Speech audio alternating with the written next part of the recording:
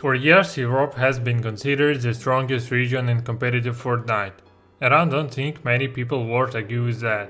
But ever since the very beginning of Fortnite esports, North America has always been Europe's biggest rival. So why have Europe and North America remained the two strongest regions for so many years? And why is there such a huge skill gap between Fortnite's competitive regions in the first place? Let's break it down. To answer that question, we first need to look at the number of players. This is where Europe's and North America advantage over the most other regions begins. Right now Fortnite has 7 competitive regions: Europe, Middle East, North America Central, North America West, Brazil, Asia, and Oceania. There's also North America East, but official tournaments are no longer held there.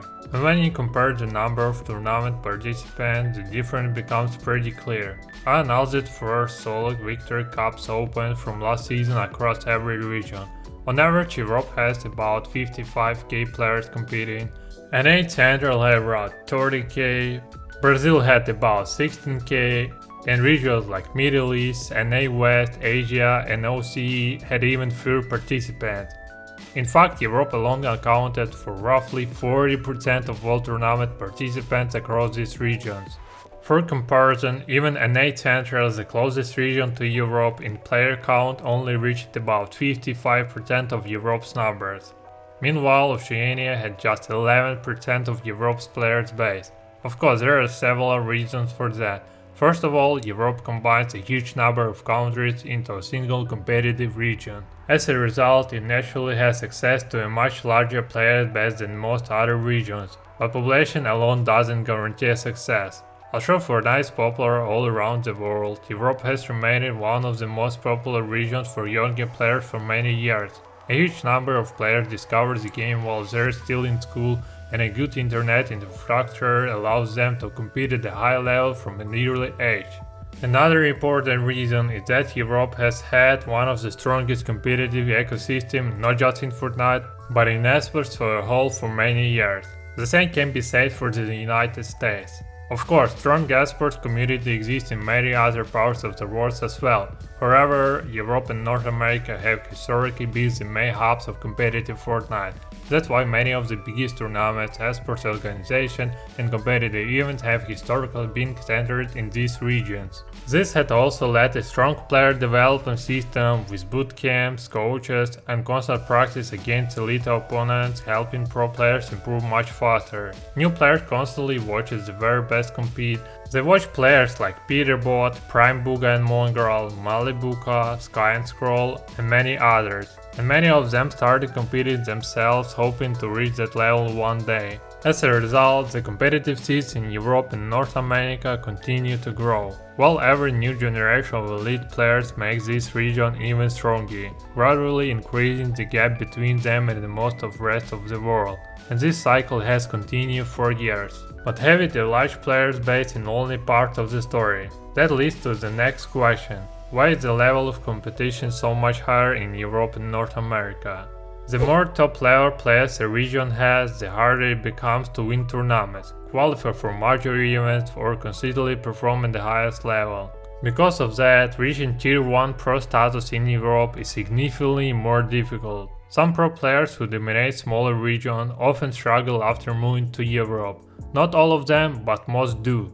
And the reason is simple. They started facing far more elite opponents than before. That doesn't mean players for smaller regions are bad. It simply means they have fewer opportunities to improve consistently because the overall level of competition is lower. Imagine two different lobbies.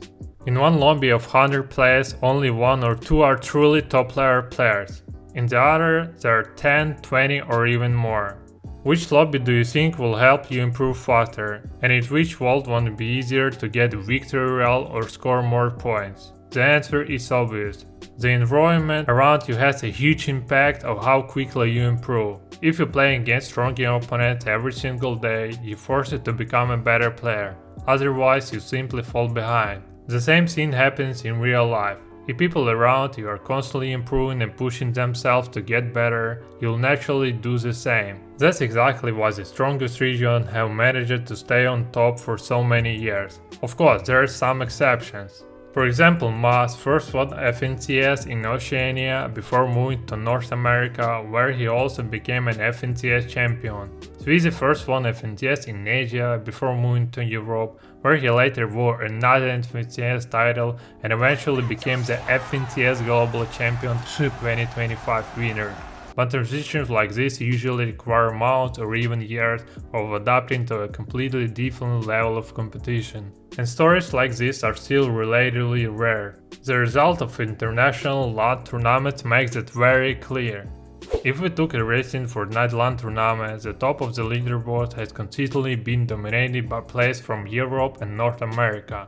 Meanwhile, teams from other regions have found it much harder to compete for the very top spot. This also reflected in the number of qualification spots available at the biggest international tournament. Take the latest international FNCS LAN even as an example. Out of 75 qualified teams, 28 came from Europe, 20 came from North America Central, 7 came from Brazil, and Asia, Middle East, and AWET and Oceania each received just 5 spots. That alone gives you a pretty good idea of which regions play the biggest role in today's competitive Fortnite scene.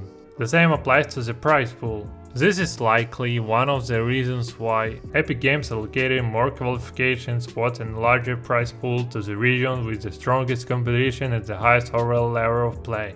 After all, if a region consistently produces the best result, it makes sense to give it more opportunities on the international stage. In many ways, all of this is a direct result of everything we talked about so far. And the list of international champions makes it even clearer. From the Fortnite World Cup in 2019 to the most recent FNCS Major 1 Summit in 2026. The biggest international titles have consistently been won by players from either Europe or North America. There have been a few exceptions, for example at Pro Am, Oceanics from Oceania won the tournament alongside Peterbot. However, I'm specifically talking about the biggest FNCS LAN events where players have to qualify through the official tournament. Even individual victory royales at this event have almost always been secured by Europe or North America. That's why Oceania Victory Royale's FNCS Major 1 Summit has such a memorable moment for the region. They managed to take high ground and converted in a victory royale against some of the best teams in the world. It is OCU's first win at an FNCS LAN. How does it feel? The first ever victory royale from OCE on LAN. That doesn't mean the other regions are weak. They continue to improve every year. However, based on the overall result of 13 years, Europe and North America remain the two main powerhouses of competitive Fortnite. If you enjoyed the video, don't forget to leave a like, and I'll see you in the next one. Peace.